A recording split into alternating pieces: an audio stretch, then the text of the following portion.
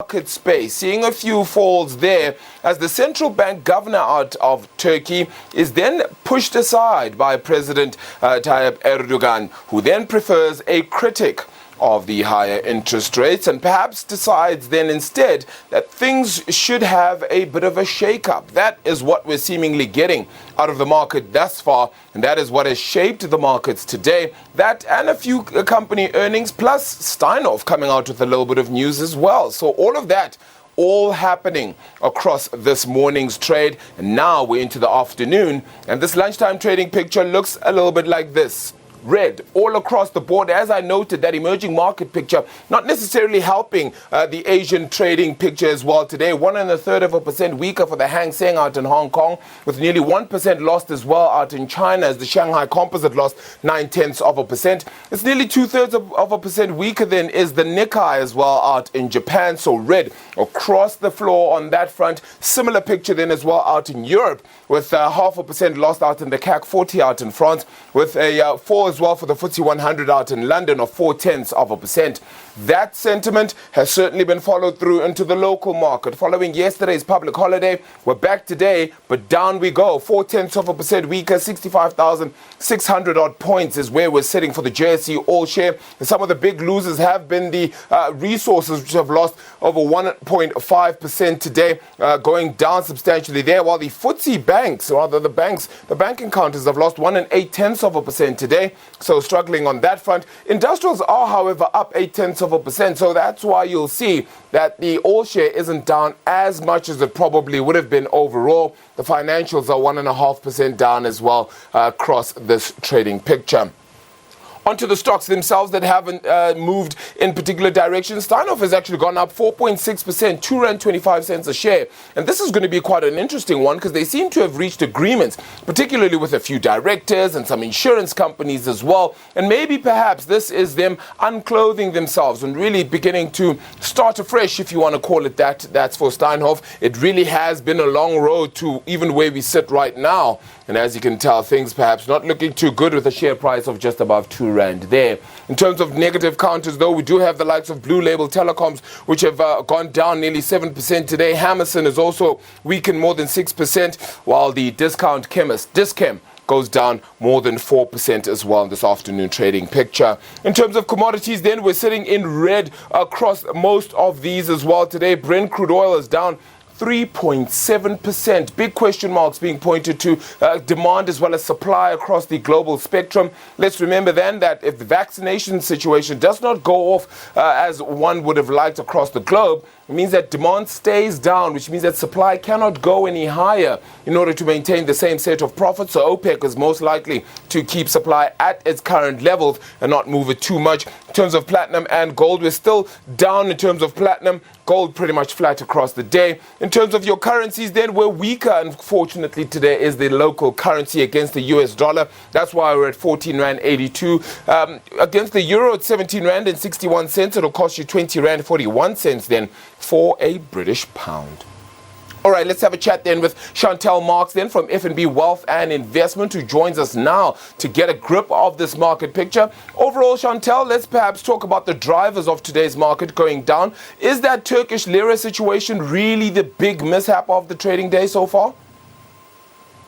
Yeah, well, I think there are a few mishaps on the trading day so far, and there are a few themes dominating global markets. The Turkish lira just being the most relevant, I think, to the risk in emerging markets.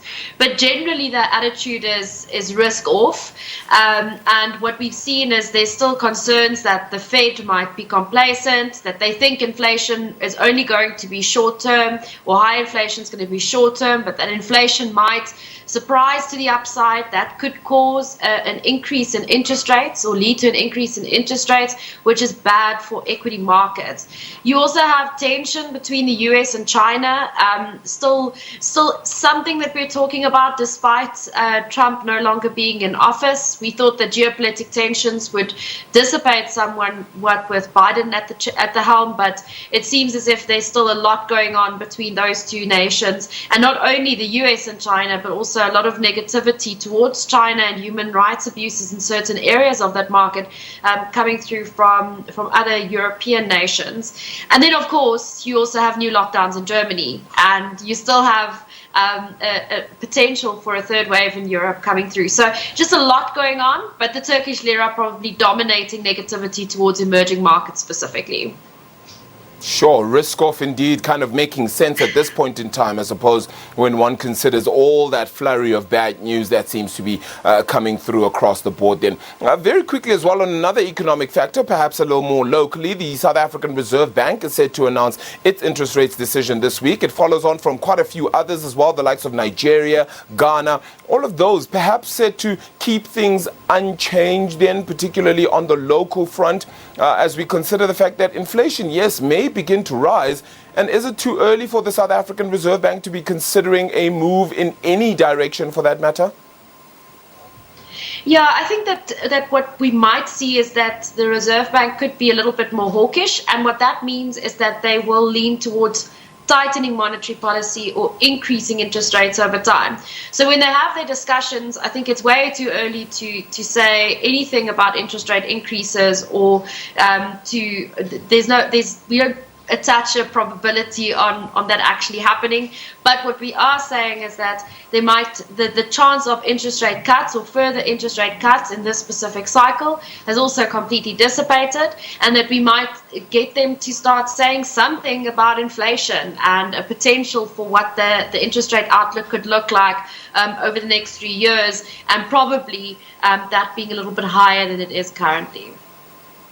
Yeah, that'll get very interesting. Another situation then brewing. It continues to have been a situation that they've shared for so long now. Steinhoff now reaching a settlement agreement then with a few insurance companies, directors and the like. Is this perhaps just a continuation of the saga, or are we finally getting to the end of it here?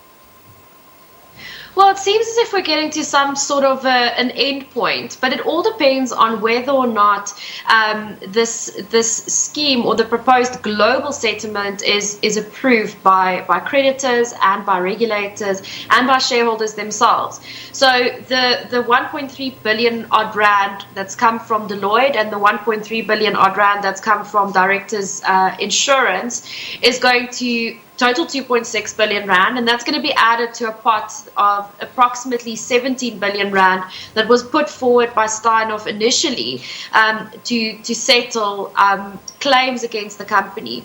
And a lot of these claims relate to people who were ordinary shareholders or investors who were ordinary shareholders in Steinhoff who lost out substantially when the share price plunged from 60 odd rand all the way down to below a rand. It's since recovered slightly, but the odds of kind of shareholders getting any sort of reprieve outside of a formal settlement agreement like the one that Steinhoff's putting forward now is very, very slim. They're also not going to get much back. So if you bought the share at 65 rand odd, you're still going to be out of pocket substantially.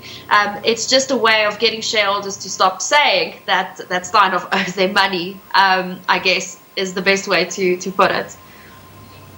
Yeah, every movement here perhaps getting less and less interesting, if you want to call it that, considering now that the saga has just weighed on and on for so long now, and really just waiting for people to perhaps be brought to book and brought to account for this one. Also then some earnings news today as well, Chantal. Old Mutual bring out a set of earnings on their front a year on. It seems that COVID-19 still hampering their business quite a lot then as well, but they decided that it's okay, we'll still be able to put out a dividend. Yeah, and the reason that they've decided to pay a dividend is because their solvency ratio actually still looks quite good. So a big reason why you saw a big dip in their results is firstly, they were struggling to make new sales during the hard lockdown, which is still coming through in this specific result. And secondly, they raised quite substantial provisions for high mortality claims and other losses related to COVID-19. Those are provisions, and they might not actually come through ultimately. And what the company has done is they've looked at their solvency position and their balance sheets, and they've said, well, even if we pay a dividend, we are confident that we will be able to meet liabilities as they come up. I was actually quite surprised that they opted to pay a dividend, especially because they own a big chunk of Nedbank, and Nedbank opted not to declare a dividend.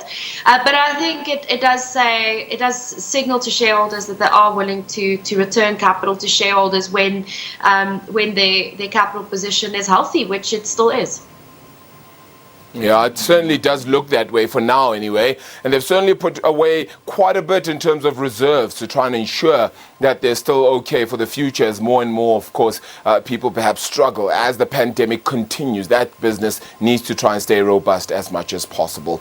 Well, Chantal, appreciate the time. Thank you so much for it. Chantal Marx from FNB Wealth and Investment, helping us unpack that market picture and a sense of what is happening across the globe. Everything from earnings right through to some economic news still filtering through into this market picture. As you can tell, we're sitting in red, unfortunately, in this lunchtime trading picture. Later on in the day, my colleague Francis Herder will give you a lowdown of where the markets look as well as we close out the week. A little bit later on this week, we'll also try to get you more results as they flow through. From me, though, and the team here at the Johannesburg Stock Exchange, let's take a quick break.